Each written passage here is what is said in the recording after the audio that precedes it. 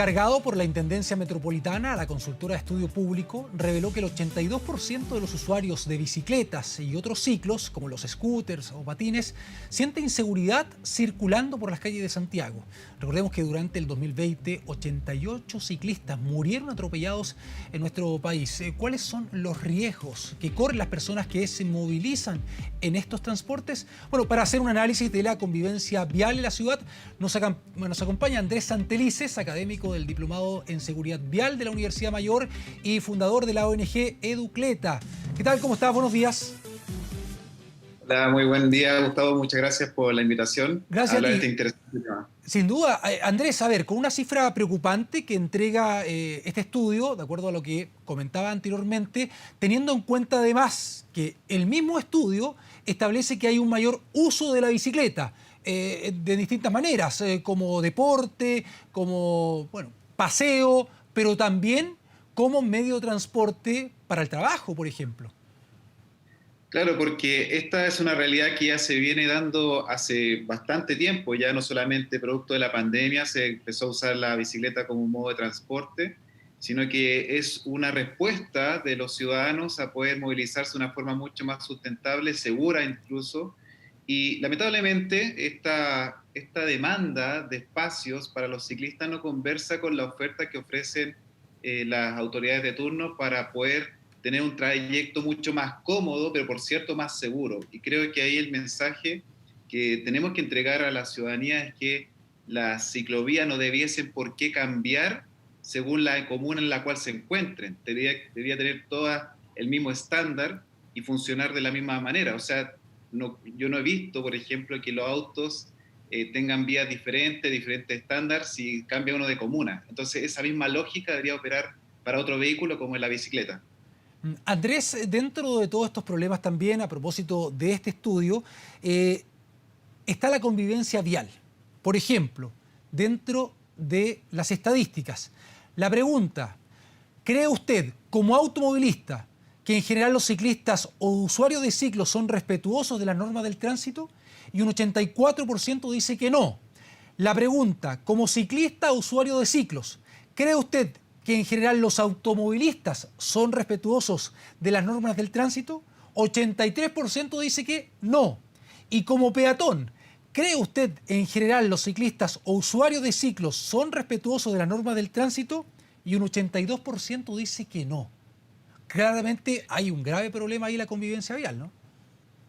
Claro, aquí hay dos factores importantes de esta convivencia, esta percepción, ¿cierto?, de que el otro vehículo o el otro modo de transporte es el que no respeta. Es producto de que aquí se está teniendo una especie de disputa por el espacio público, el espacio vial, y que la ley de convivencia vial incluso buscó perfectamente que no ocurrieran estas situaciones, pero que se siguen dando. ¿Por qué? Porque la infraestructura no es equitativa. Entonces, ¿qué pasa? Que los ciclistas tenemos que casi siempre estar luchando, entre comillas, por un espacio o hacerse respetar, y no debería por qué primar esta ley de más fuerte, pero lamentablemente sigue ocurriendo. Me parece que aquí, en la medida que tengamos una infraestructura que sea mucho más equitativa, que converse, que haga que la ciudadanía no esté disputando ese espacio, podríamos tener trayectos sin tener esta percepción, primero, de que no hay respeto, y también, ¿cierto?, más seguro para cada uno de los modos, porque insisto, después de esta pandemia, y ya se ha visto desde el año pasado,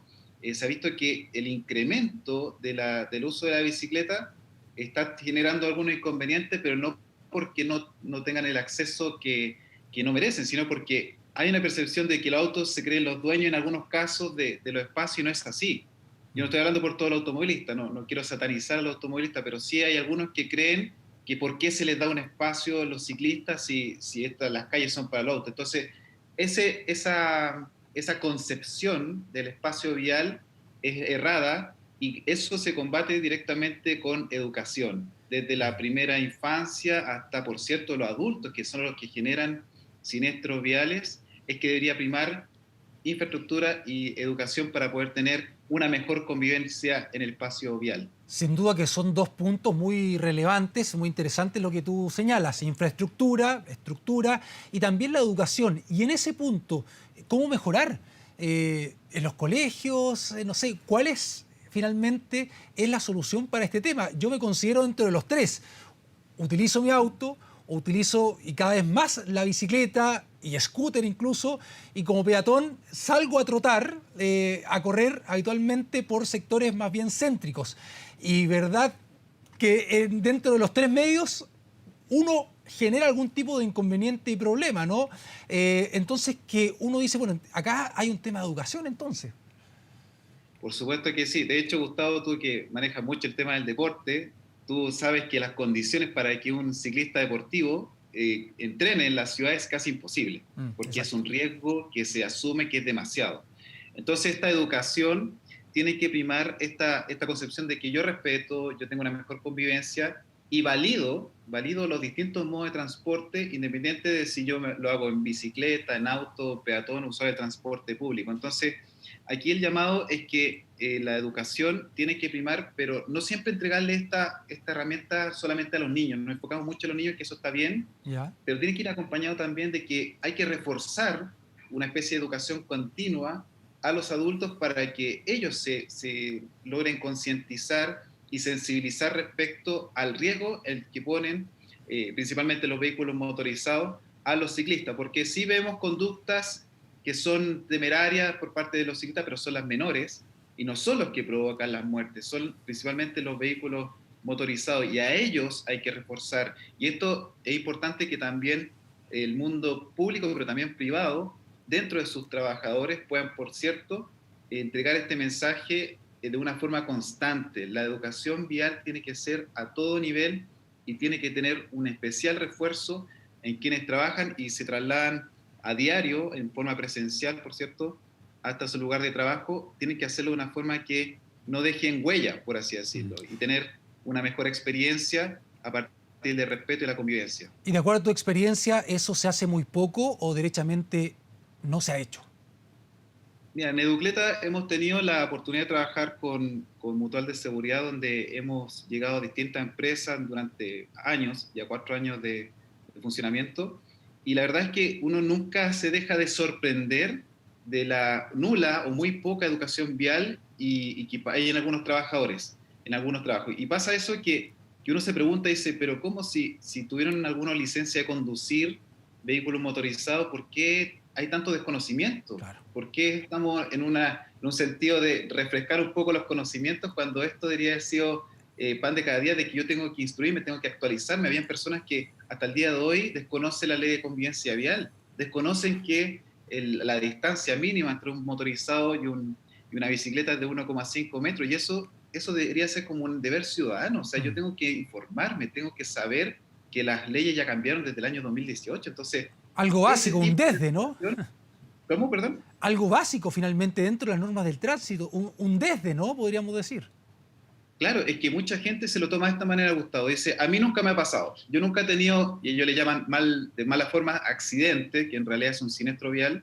Y dice, si a mí no me pasa, entonces no creo importante. ¿Por qué voy a tomar un curso? Si yo sé que conduzco, yo conduzco hace 20, 30 años y no veo necesario tomar un curso. Entonces ese pensamiento hay que cambiarlo y decir, tengo que abrir a la posibilidad de poder no solamente profundizar esos conocimientos, sino que también entender que han cambiado la forma de movilizarnos, y si hace 20 años, claro, había menos ciclistas en las calles, hoy día ese escenario cambió Claro. completamente. Santiago tiene las condiciones ideales para poder trasladarse en bicicleta y en otros ciclos. Entonces, perfectamente tenemos que reforzar eso de la infraestructura para que sea adecuada, para que el ciclista se sienta en todo momento cómodo, y entregarle un mensaje también a las autoridades que se comprometieron a crear en este gobierno hasta 800 kilómetros de ciclovías. Entonces eso yo lo veo difícil que se pueda concretar. Entonces tiene que llegar a hacer un llamado acá a que cada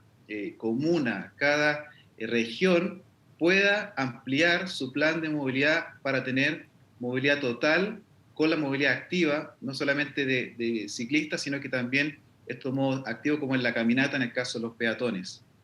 ¿Crees que hay una buena integración, en este caso con el aumento del uso de ciclos, una buena integración con el transporte público? Mira, el modo intermodal creo que es importante que se empiece a replicar a mayor escala. Hay una integración interesante que algunas estaciones de metro ya lo vienen haciendo hace bastante años, pero creo que siempre se puede ampliar eso a que sea incluso en todas las estaciones de metro, por ejemplo.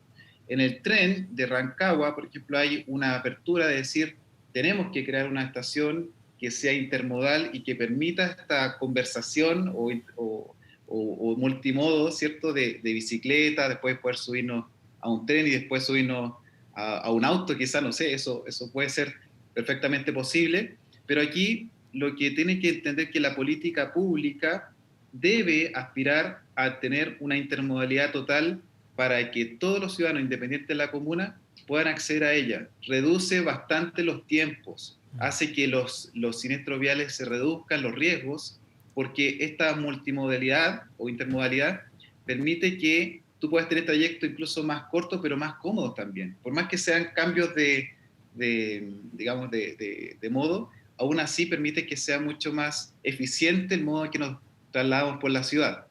Perfecto. Bueno, interesante conversación, diálogo con Andrés Santelices, académico del Diplomado en Seguridad Vial de la Universidad Mayor y también fundador de la ONG Educleta. Te queremos agradecer por este contacto. Que esté muy bien.